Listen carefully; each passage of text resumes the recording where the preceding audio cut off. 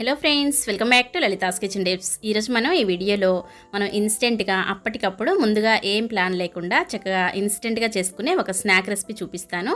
పిల్లలు స్కూల్ నుంచి వచ్చేసరికి ఈజీగా వెంటనే చేసి పెట్టొచ్చండి. ఎటువంటి పప్పులు ముందుగానే నానబెట్టుకొని ప్లాన్ చేసుకోక్కర్లేదు.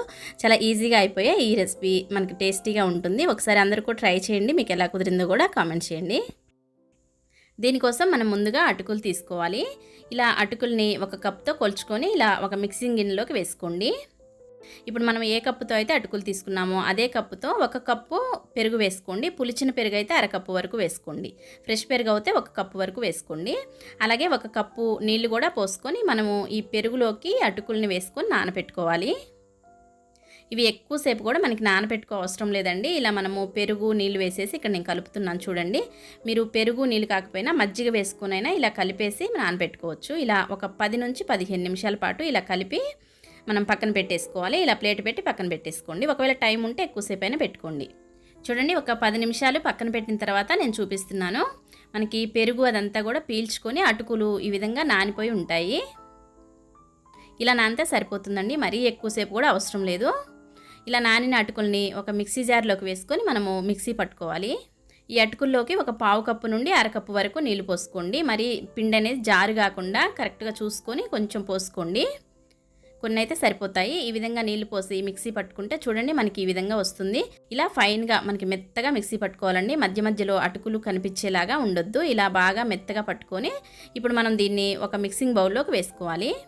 ఇలా ఒక గిన్నెలోకి వేసుకోండి. ఇప్పుడు దీంట్లోకి టేస్ట్కి సరిపడా ఉప్పు ఇక్కడే వేసుకోండి. నేను ఇక్కడ ఒక 1/2 టీ స్పూన్ వరకు ఉప్పు వేస్తున్నాను. ఇదంతా కూడా ఒకసారి కలిపేసుకొని ఇప్పుడు మనం దీంట్లోకి జీలకర్ర వేసుకోవాలండి. దీంట్లో జీలకర్ర వేసుకుంటే చాలా బాగుంటుంది. జీలకర్ర ఫ్లేవర్ అనేది దీంట్లో ఒక 1/2 టీ స్పూన్ నుంచి టీ స్పూన్ వరకు జీలకర్ర వేసుకోండి. ఇలా నలుపుతూ వేసుకుంటే ఫ్లేవర్ అనేది బాగా తెలుస్తుంది. కొంచెం వేళ్ళతో నలుపుకుంటూ జీలకర్రను వేసుకోండి. జీలకర్ర అంతా కూడా బాగా కలిపేసుకొని దీంట్లోకి మనము ఉల్లిపాయ, పచ్చిమిర్చి ఇవన్నీ కూడా వేసుకుంటే టేస్ట్ బాగా ఉంటాయి. మనకి చట్నీతో అవసరం లేకుండా డైరెక్ట్గా కూడా తినేయొచ్చండి. దీంట్లోకి నేను ఇక్కడ ఒక ఉల్లిపాయని సన్నగా తరిగేసి వేస్తున్నాను. అలాగే టేస్ట్ని బట్టి మిరపకాయల కారాన్ని బట్టి 3 లేదా 4 పచ్చిమిర్చి కూడా ఈ విధంగా సన్నగా తరిగి వేసుకోండి. మీ టేస్ట్ని బట్టి మీరు వేసుకోండి, కారాన్ని బట్టి. అలాగే సన్నగా తరిగిన కొత్తిమీర, సన్నగా తరిగిన కరివేపాకు కూడా వేసుకోండి. అలాగే దీంట్లోకి అల్లం ముక్కలు కూడా చిన్న చిన్నగా తరిగేసి 1 ఇంచు వరకు తీసుకొని వేసుకోవచ్చు, లేదా తురుమైనా వేసుకోవచ్చండి.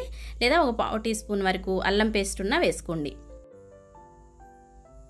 ఈ విధంగా మొత్తం కలిసేలాగా ఇలా కలిపేసుకొని దీంట్లో మనము బియ్యపిండి కూడా వేసుకోవాలండి. నేను ఇక్కడ బియ్యపిండి వేస్తున్నాను. ఒకవేళ బియ్యపిండి లేకపోతే మైదా పిండి, గోధుమ పిండి అయినా వేసుకోవచ్చు. కానీ బియ్యపిండి వేస్తే మనకి నూనె పీల్చకుండా చాలా రుచిగా క్రిస్పీగా వస్తాయి. కాబట్టి నేను ఇక్కడ బియ్యపిండి వేస్తున్నాను. బియ్యపిండి 1 కప్పు వేసుకొని 1 కప్పు నీళ్ళు తీసుకొని కొన్ని కొన్ని పోసుకుంటూ ఈ విధంగా కలుపుకోవాలి.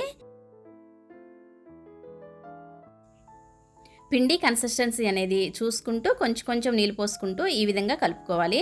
ఇలా వచ్చిన తర్వాత చివర్లో మనము ఒక పావు టీ స్పూన్ వరకు వంట సోడా వేసుకొని కలుపుకోవాలి. నీళ్ళు అనేది ఎక్కువ కాకుండా తక్కువ కాకుండా కరెక్ట్గా ఈ విధంగా పిండి అనేది తయారు చేసుకోవాలి. ఇప్పుడు మనకి పిండి రెడీ అయిపోయిందండి. ఈజీగా తయారైపోయింది కదా. ఇప్పుడు మనం వీటిని ఆయిల్లోకి వేసుకొని డీప్ ఫ్రై చేసుకోవాలి. ఇలా పిండి కలిపేసుకొని పక్కన పెట్టేసి మనం చేత్తో అయినా వేసుకోవచ్చండి. కానీ చాలా ఈజీగా స్పూన్తో ఈ విధంగా వేసుకుంటే మనకి వంట రాని వాళ్ళు కూడా చాలా ఈజీగా తయారు చేసుకోవచ్చు. మనం పిండి కలిపేటప్పుడు ఇంకా ఇవి వేసుకునేటప్పుడు ఎక్కడ చెయ్యి అనేది పెట్టకుండా చాలా ఈజీగా తయారు చేసుకోవచ్చు. ఇలా నూనె బాగా కాగిన తర్వాత దీంట్లో ఇలా స్పూన్ సహాయంతో మనకి పెద్దగా కావాలనుకుంటే గరిటెతో కూడా వేసుకోవచ్చు. ఇలా పిండి వేసుకొని మనకి ఎన్నైతే కడాయిలోకి సరిపోతాయో అన్ని వేసుకొని ఇవి మొత్తం కూడా మీడియం ఫ్లేమ్లో మనం ఫ్రై చేసుకోవాలి. చూడండి, ఇలా డీప్ ఫ్రై చేసుకుంటే మనకి అప్పటికప్పుడు చాలా ఈజీగా ఈ స్నాక్స్ అనేది రెడీ అయిపోతాయి. టేస్ట్ అయితే పైన క్రిస్పీగా లోపల సాఫ్ట్గా చాలా బాగుంటాయండి. దీంట్లో మనము పచ్చిమిర్చి వేసాం కదా, కారం మనం చట్నీతో కూడా అవసరం లేదు, డైరెక్ట్గా ఈ విధంగా తినేయొచ్చు. ఇలా అందరూ ట్రై చేసి మీకు ఎలా కుదిరాయో కామెంట్ చేయండి. అలాగే మరిన్ని ఇలాంటి క్విక్ అండ్ టేస్టీ రెసిపీస్ కోసం మన ఛానల్ని తప్పకుండా సబ్స్క్రైబ్ చేసుకోండి. ఈ రెసిపీ మీకు నచ్చినట్లయితే లైక్ చేయటం అస్సలు మర్చిపోవద్దండి. Thank you for watching my videos. Have a nice day. Bye.